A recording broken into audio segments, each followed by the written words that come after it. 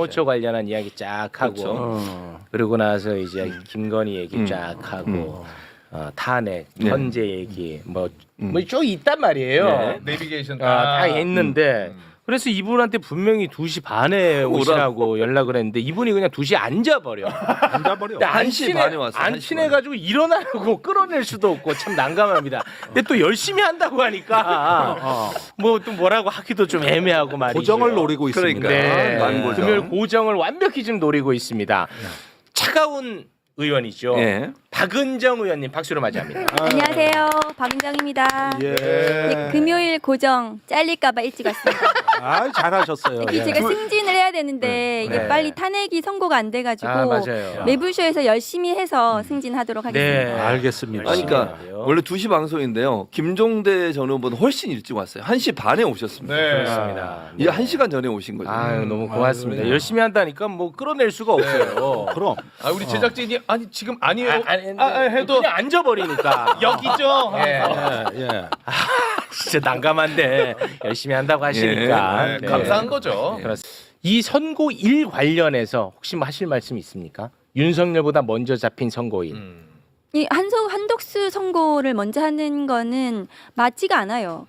왜냐하면은 이 12.3 내란의 위헌 위법한 비상계엄인지 여부를 판단을 해야 한덕수도 그렇지. 그렇고 윤석열도 그렇고 그 윤석열에 대한 탄핵소추 사유가 그거기 때문에 그렇죠. 이게 그러면은 이 위헌 위법한 비상계엄인지 여부가 판단이 끝났다는 거예요. 그러니까 약간 긍정적인 신호는 윤석열에 대해서도 판단이 끝났다. 그래서 한덕수를 선고를 하게 됐다. 이렇게 볼 수도 있는 거고요.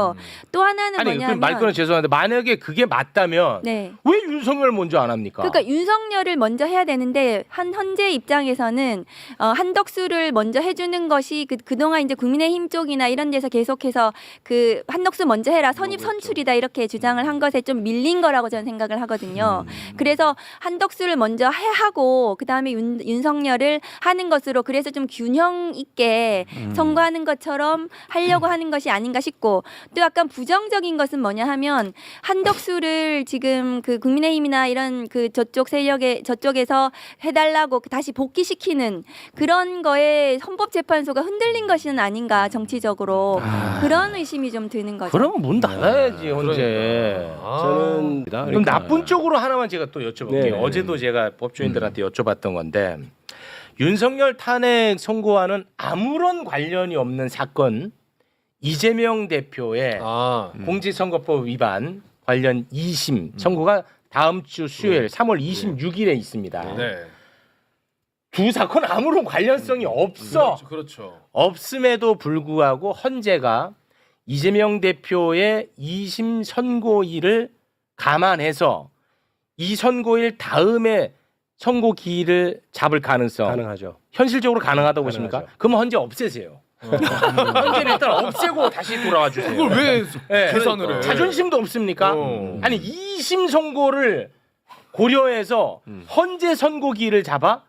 이거는 자존심도 없고 아무것도 어떻게 보십니까? 이게 사실은 제가 처음부터 2월 25일 날 변론 종결되고 나서 3월 6일 혹은 뭐 늦더라도 3월 11일이 가장 마지노선인 게 박근혜 노무현 대통령하고 비교했을 때 그렇다 말씀을 드렸던 게 이재명 대표 선고하고는 아무런 상관도 없을 뿐더러 그때까지 미뤄질 거라고는 상상할 수 없는 일인데 네. 지금까지 선고가 안 되고 있는 걸로 보면 정말로 헌법재판소가 그것을 고려해서 윤석열 대통령 선고를 그렇게 잡는 거라면 네. 저는 정말 헌재가 그 정치적인 결정을 하는 것이다. 이것은 정치 행위를 하는 것이라고 저는 비난을 해도 마땅하다고 생각을 하거든요. 네. 그래서 정말 잘못하는 거죠, 사실은. 그러니까 이런 오해를 받지 않으려면 헌법재판소는 지금이라도 선고기일을 이재명 대표 선고 전에 선고기일을 공지를 해야 돼요. 그렇죠. 빨리 안 해야죠. 그러면 이거는 뭐 무슨 역사의 죄인도 아니고 네.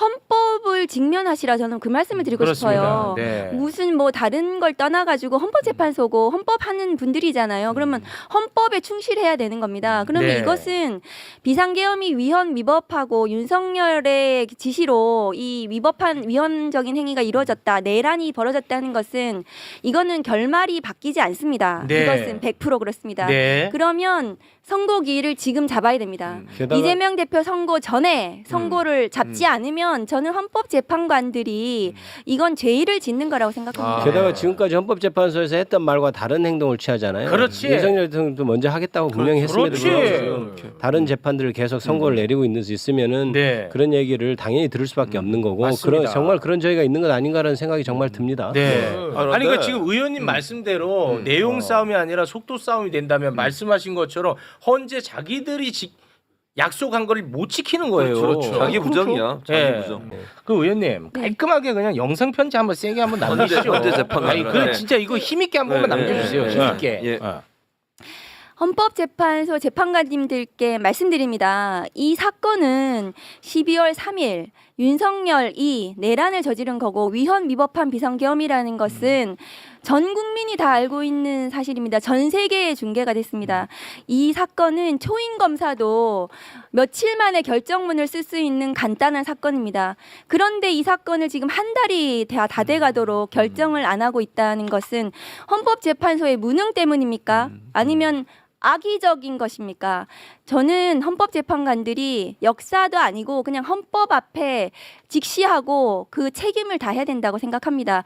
제발 오늘이라도 빨리 선고기일을 잡아주시라. 그리고 그 한간에서 지금 이재명 대표 선고하고 연계해서 하려고 한다는 오해를 불식시키려면 오늘이라도 월화 중에 선고기를 잡으시라. 저는 그렇게 말씀을 드리고 싶습니다. 네. 아, 진짜 시원하다. 너무 고맙습니다. 잘 배달하도록 네. 매불쇼가 이거 배달하겠습니다. 네. 네. 제 눈을 잘 이렇게 눈빛을 예. 잘 찍어주십시오. 좋습니다. 아, 자 그러면 눈빛을 잘 찍으래. 멋있어요. 두 분과는 네. 여기서 인사를 나누겠습니다. 두 분 대단히 고맙습니다. 네, 감사합니다. 감사합니다.